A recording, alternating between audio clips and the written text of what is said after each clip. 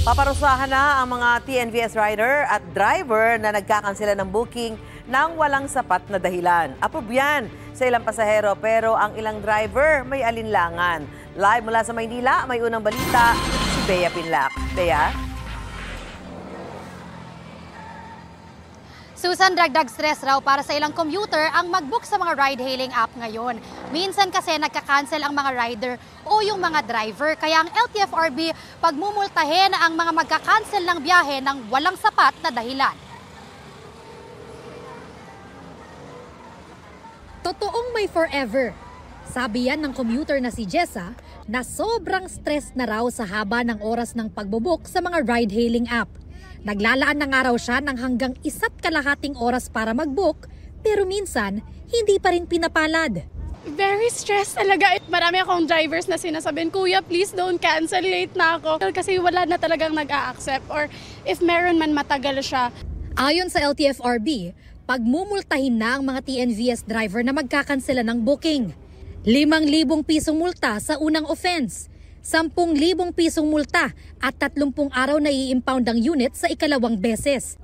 At sa ikatlo at susunod na mga paglabag, mahaharap sila sa 15,000 pisong multa at cancellation ng Certificate of Public Convenience ng unit.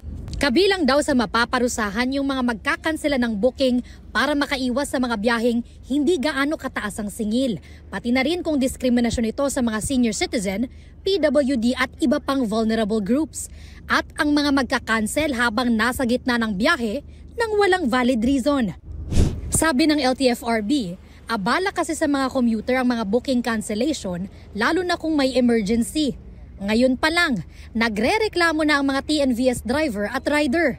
Sinasala rin daw nila ang mga natatanggap nilang biyahe sa mga lugar na delikado o kaya traffic. Ang kaso raw, may ilang app na naka-auto-accept ang booking. Pag magka-cancel kami, tas kami yung magmumulta, siguro parang mag-alisan yung mga rider nun. Pag ganun, mahirap po yung ganun. Wala na akong kikitain nun.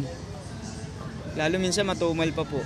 Pag traffic, maraming umiiwas sa bumiyahe, gano'n. Kasi talo eh. Marami nang aayaw niyan. Mas lalong mahirapan na silang sumakay niyan. I-reject mo na lang, huwag mo nang acceptin kung ika-cancel mo lang din. Sa ibang apps kasi, naka-auto-accept kasi sila.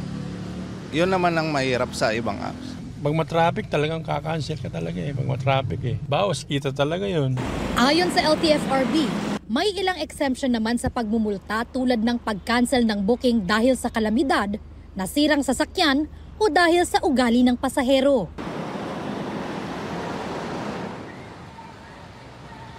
Susan, may pananagutan din daw ang Transport Network Company na hindi mamomonitor o mababantayan yung mga driver o rider na pala-cancel ng booking. Susubukan pa naming makuha ang kanilang pahayag. Yan ang unang balita mula rito sa Maynila. Bea Pinlac para sa GMA Integrated News. Gusto mo bang mauna sa mga balita? Mag-subscribe na sa GMA Integrated News sa YouTube at tumutok sa unang balita.